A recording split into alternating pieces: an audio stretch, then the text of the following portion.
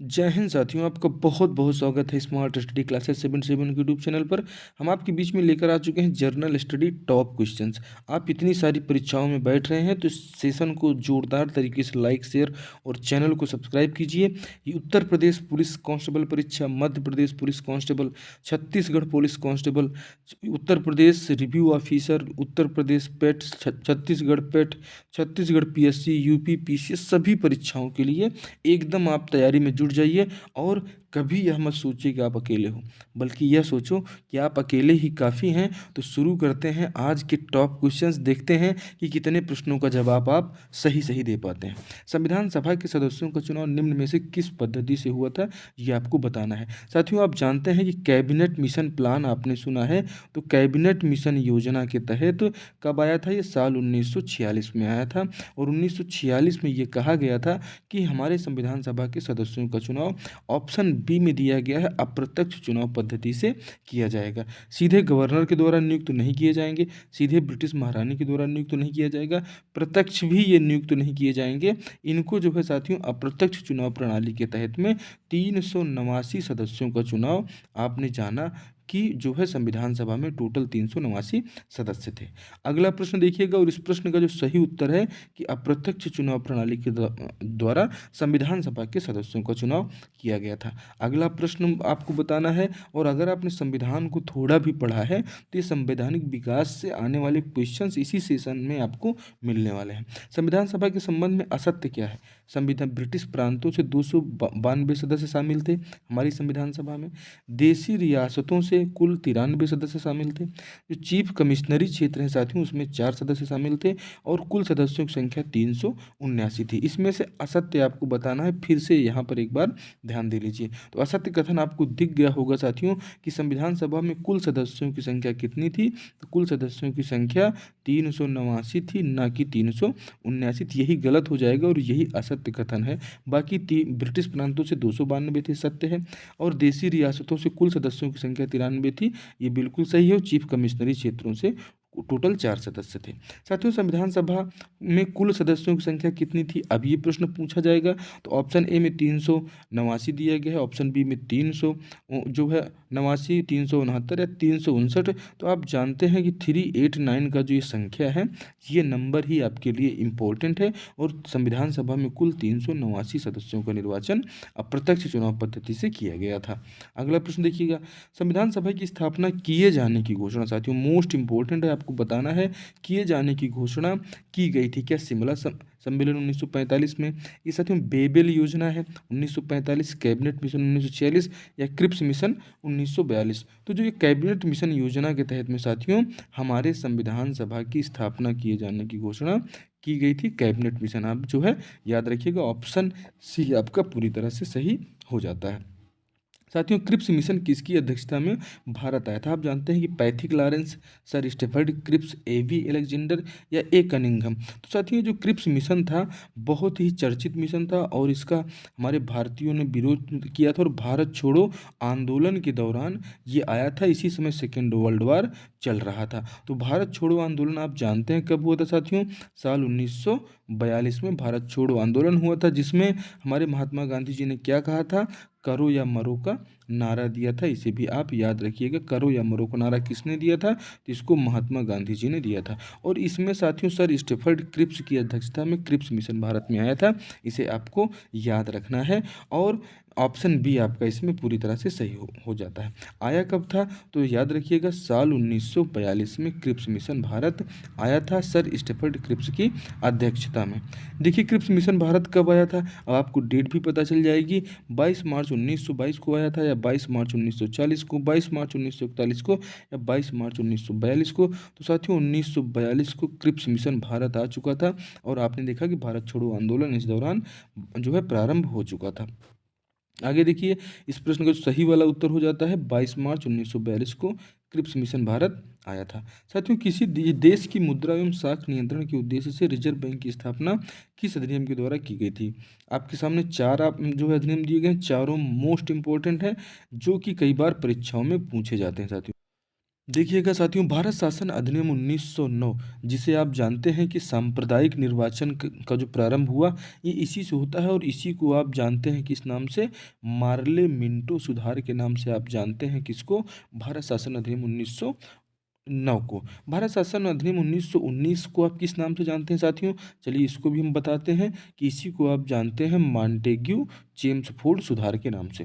भारत शासन अधिनियम 1935, जिसे आप जानते हैं मिनी कॉन्स्टिट्यूशन ऑफ इंडिया के नाम से ये जाना जाता है। भारत शासन अधिनियम 1858 भी आप जानते हैं कि इसी के द्वारा भारत में कंपनी के शासन को बंद करके सीधे जो है हमारे देश का शासन ब्रिटिश महारानी के नियंत्रण में चला गया था। चूँकि भारत में जो है फर्स्ट जो आंदोलन हुआ था, भारत का प्रथम स्वतंत्रता संग्राम, कोई ऐसा विद्रोह फिर से ब्रिटिश सामग्री नहीं चाहती थी कि कंपनी कोई उल्टा सीधा काम करे, इसलिए उन्होंने अपना नियंत्रण साल 1858 में ले लिया था।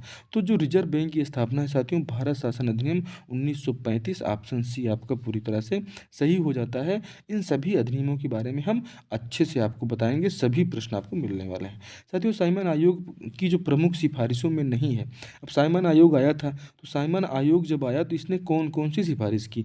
क्या इसने सिफारिश किया कि प्रांतों में द्वैध शासन को समाप्त कर उन्हें स्वायत्तता प्रदान कर दिया जाए, सशक्त संघ की स्थापना करना, या सांप्रदायिक व्यवस्था को बनाए रखना, या भारत में द्वैध शासन को बनाए रखना? तो जब एक ही ऑप्शन जो है दो प्रकार से आपको दिखे तो कोई ना कोई एक तो गलत होगा, इसको गेस कर लेना है। और जब आप इसको गेस कर लेंगे तो आप पाएंगे साथियों कि साइमन आयोग जो आया था, साइमन आयोग की जो प्रमुख सिफारिशें थी कि भारत में द्वैध शासन को समाप्त कर दिया जाए। जी हाँ, बिल्कुल ये सही है। सशक्त संघ की स्थापना कर दिया जाए, ये भी सही है। सांप्रदायिक व्यवस्था, जो सांप्रदायिक निर्वाचन की पद्धति साल 1909 में जो लाई गई थी, इसको बिल्कुल जारी रखने का प्लान साइमन आयोग ने किया था कि इसको जारी रखा जाए, लेकिन भारत से द्वैध शासन बनाए रखा जाए इसकी सिफारिश नहीं किया था। यही जो है साथियों इसकी सिफारिशों में नहीं है, इन्हें याद रखिएगा। बाकी तीनों सिफारिशें साइमन आयोग के द्वारा की गई हैं। साइमन आयोग, सर जॉन साइमन की अध्यक्षता में, एक प्रश्न का उत्तर है कि साइमन आयोग के अध्यक्ष कौन थे, तो उस प्रश्न का उत्तर आपको मिल गया कि साइमन आयोग के जो अध्यक्ष थे वो कौन थे, सर जॉन साइमन। और इसमें कुल सदस्यों की संख्या जो पूछा जाएगा तो ऑप्शन सी आपका सही हो जाएगा कि टोटल सदस्यों की संख्या जो है साइमन आयोग में 7 थी, इसे भी याद रखना है। साइमन आयोग सर जॉन साइमन की अध्यक्षता में भारत कब आया, तो ये प्रश्न का उत्तर आपको मिल चुका है साथियों कि आता है साल 1927 में या 1930 में, 1919 में, 1922 में। तो हमारा ये जो साल है 1927 में साइमन आयोग जो है सर जॉन साइमन की अध्यक्षता में भारत आया था।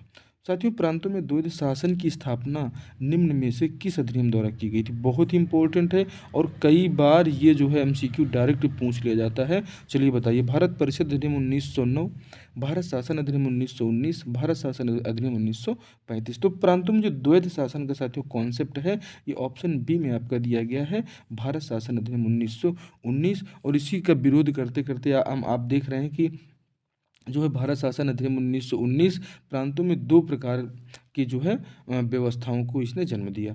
परिषद अधिनियम 1919 को अन्य किस नाम से जाना जाता है? हमने पहले ही आपको बताया, क्या इसे शिक्षा का मैग्ना कार्टा कहा जाता है? जी नहीं।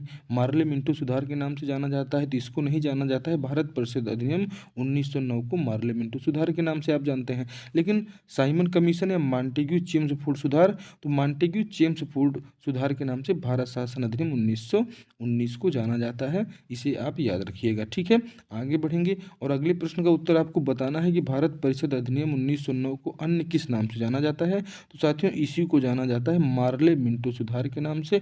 और बहुत ही कंफ्यूजिंग क्वेश्चन है, एक से दो बार आप इसको जरूर देखिएगा। ये पूरा क्लास अगर याद हो जाता है तो एक जो है संविधान पर आपकी जो पकड़ है वो आपको बिल्कुल बनती हुई दिखेगी। और ये भी आप तब देख पाएंगे कि पोस्ट डेटेड चेक किसे कहा गया था साथियों, तो इसी जो है क्रिप्स मिशन को उन्होंने पोस्ट डेटेड जो है चेक कहा था, इसे आप याद रखिएगा। और भारत परिषद अधिनियम 1909 को मार्ले मिंटो सुधार के नाम से जाना जाता है, ठीक है।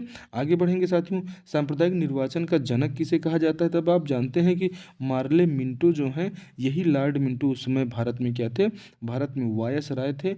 और इन्हीं वायस राय जी को भारत में सांप्रदायिक निर्वाचन का जनक कहा जाता है। ऑप्शन ए आपका बिल्कुल पूरी तरह से सही हो जाता है कि सांप्रदायिक निर्वाचन का जो जनक है वो लॉर्ड मिंटो हो जाता है, ठीक है। आगे देखिएगा, कि भारत का प्रथम वायसराय कौन है। अभी आप हम लोग कभी पढ़ते हैं कि गवर्नर जनरल हुआ करते थे, तो गवर्नर जनरल तो भाई जब तक 1857 का स्वतंत्रता संग्राम आपने नहीं किया था तब तक तो गवर्नर जनरल थे। लेकिन गवर्नर जनरल ने जब करवा दिया क्या, जो है भारत का पहला स्वतंत्रता संग्राम, तो गवर्नर जनरल को हटा के जो है क्या कर दिया गया, भारत में वायसराय बनाया जाने लगा। और आप देखेंगे इस प्रश्न का भी उत्तर आपको मिलेगा कि भारत का पहला वायसराय कौन था। तो भारत का पहला वायसराय कौन था, लॉर्ड कैनिंग भारत के पहले वायसराय थे। आप जानते हैं कि इस अगले प्रश्न में आपको मिलेगा इसका उत्तर कि 1857 के विद्रोह जैसी घटना की पुनरावृत्ति रोकने के लिए गवर्नर जनरल के पदनाम को बदलकर कब वायसराय कर दिया गया। अब यहीं से जो है खेला हो जाता है कि 1858 में जब ब्रिटिश महारानी अपने नियंत्रण में भारत की शासन को ले लेती हैं, तो भारत शासन अधिनियम 1858 के तहत जो गवर्नर जनरल बंगाल का हुआ करता था, इसे जो है जो भारत का गवर्नर जनरल हुआ करता था, इसे भारत का वायसराय कहा जाने लगा। इसे भी याद रखिएगा साल 1858 से। साथियों, चार्टर एक्ट 1833 के माध्यम से दास प्रथा को विधि विरुद्ध घोषित किए जाने के बाद कब पूर्ण रूप से प्रतिबंधित किया गया। तो आप जानते हैं कि दास प्रथा का उन्मूलन, सती प्रथा का उन्मूलन, इसमें हमारे एक बहुत ही अच्छे समाज सुधारक जिनका नाम आप जानते हैं कि राजा राम मोहन राय के अथक प्रयासों से सती प्रथा आदि का अंत हो पाया। और साल 1833 के माध्यम से दास प्रथा को विधि विरुद्ध घोषित किया गया और इसे स्थायी रूप से दास प्रथा को कब समाप्त किया गया, तो साल 1843 में दास प्रथा को स्थायी रूप से समाप्त कर दिया गया था। ठीक है, आगे बढ़ेंगे और अगला प्रश्न देखिएगा, निम्न में से किसे बंगाल का गवर्नर जनरल जो है, याद रखिएगा किसे, यहाँ पर किसे लिखा हुआ है, ध्यान दीजिएगा थोड़ा सा, किसे बंगाल के गवर्नर जनरल को भारत का प्रथम गवर्नर जनरल घोषित किया गया था। मोस्ट इंपॉर्टेंट है कि जो गवर्नर जनरल था उसमें बंगाल का गवर्नर जनरल हुआ करता था, लेकिन जो पहले जो भारत के गवर्नर जनरल बनेंगे, तो जो बंगाल का गवर्नर होता था उसी बंगाल के गवर्नर को अब क्या कर दिए कि जो है भारत का governor general Lord William Bentinck के रूप में स्थापित कर दिया गया। और विलियम बेंटिंक ही वो साथियों पहले गवर्नर जनरल भारत के माने जाते हैं। ऑप्शन बी आपका इसमें सही हो जाएगा। निम्न में से किस अधिनियम द्वारा बंगाल के गवर्नर जनरल को भारत का गवर्नर जनरल घोषित किया गया था। तो जो इस प्रश्न का सही उत्तर हो जाता है कि हमारा जो चार्टर एक्ट कौन सा है, जो है कि चार्टर एक्ट 1833 है, चार्टर एक्ट 1793 है, चार्टर एक्ट 1853 या चार्टर एक्ट 1858। तो बंगाल का गवर्नर जनरल चार्टर एक्ट 1833 के द्वारा, चार्टर एक्ट 1833 के द्वारा क्या हो गया था, भारत का गवर्नर जनरल हो गया था। इन्हें आपको याद रखना है, चार्टर एक्ट 1833 के द्वारा। साथियों, निम्न में से किस एक्ट द्वारा दास प्रथा को विधि विरुद्ध घोषित किया गया था, ये भी पूछा जाता है कई बार। तो चार्टर एक्ट 1833 के द्वारा दास प्रथा को भारत में विधि विरुद्ध घोषित कर दिया गया था। ये भी प्रश्न पूछा गया है, इंपॉर्टेंट है, एग्जाम में आया हुआ है। सभी प्रश्न महत्वपूर्ण है, प्रश्नों की क्वालिटी बेहद ही दमदार है। साथियों, लॉर्ड मैकाले की अध्यक्षता में 4 सदस्यीय विधि आयोग का गठन कब हुआ था, मोस्ट इंपॉर्टेंट है। आप जानते हैं कि इसी विधि आयोग के बाद आप हमारे यहाँ भारत में देखते हैं CRPC देखते हैं, इसी के बाद आप IPC देखते हैं, इंडियन पैनल कोड देखते हैं, इसी के बाद आप क्रिमिनल प्रोसीजर कोड देखते हैं जिसे CRPC के नाम से जाना जाता है। तो लॉर्ड मैकाले की अध्यक्षता में जो विधि आयोग का गठन हुआ था, ये कब हुआ था, तो इस प्रश्न का सही उत्तर है कि साल 1843 में विधि आयोग का गठन हुआ था। तभी आप देखते हैं कि 1860 के आसपास में हमारा CRPC आ जाता है। और तो ये सभी प्रश्न कैसे लगे जरूर बताइएगा। और फिर जाते जाते कहूँगा, कभी यह मत सोचो कि आप अकेले हो, बल्कि यह सोचो कि आप अकेले ही काफ़ी हो। जय श्री राम का नारा लगाइए और जो है अपने सेशन को, इस क्लास को दोस्तों में जोरदार तरीके से शेयर कीजिए और बताइएगा कि क्वेश्चंस आपको कैसे लगे। मिलते हैं आपसे अगले क्लास में। जय हिंद, जय भारत।